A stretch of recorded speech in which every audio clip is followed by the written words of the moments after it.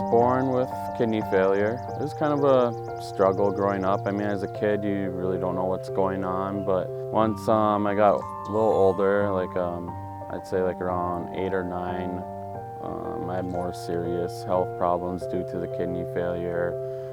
Started with surgeries and all that, and once again, you just don't know as a kid what's going on, why this is happening to you, and a lot of doctor's visits, just in and out of the hospital. There's a lot of things that you have to deal with.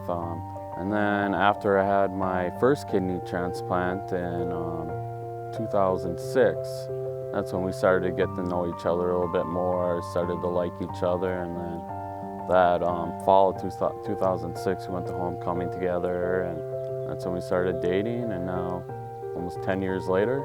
He got his transplant in June, and I realized like that weekend that I had a crush on him. It was like, it sounded like a sympathy crush, and it really wasn't a sympathy crush. So that summer we started hanging out more and going to bonfires, doing things that he could do with his low immune system and recovering from having a transplant. And school started back up, and he asked me to homecoming, and really the rest is 10 years later, here we are.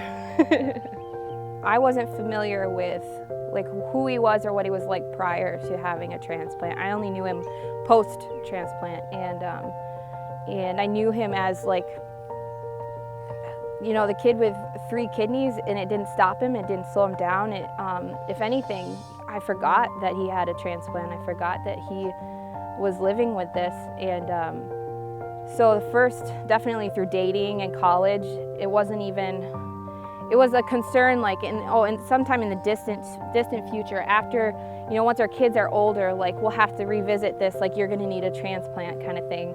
It's not gonna be when the kids are little, it's not gonna be, you know, when we're newlyweds, you know, and so a lot of the things that happened with him, like being in the hospital for extended stays, towards the last couple years of the life of that kidney, things like that were new to me. Like I had never had to deal with somebody I love being so sick that they would need a blood transfusion. The first time I had the kidney failure, I didn't go on dialysis, and now I'm on dialysis, and that was a big change. I wasn't used, I didn't know what was coming, I didn't know what to expect, and it takes away a lot of your family time.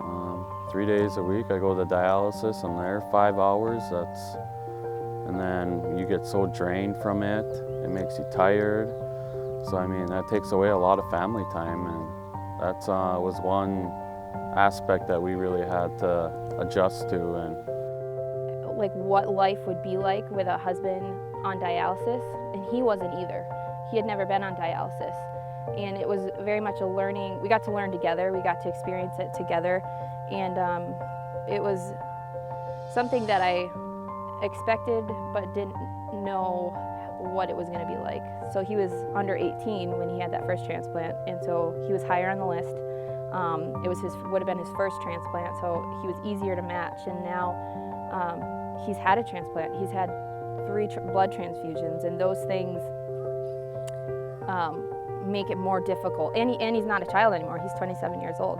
Those things make it more difficult to make an easy match. We're in need of donors. There's a lot of people that need a kidney transplant, so there's not enough kidneys coming in. So, and maybe down the road, looking back, you know, a year or 5 years will seem like a short time in our life, but right now it feels like eternity. It feels like, okay, we've been at this for 1.5 years, and there's literally no end in sight.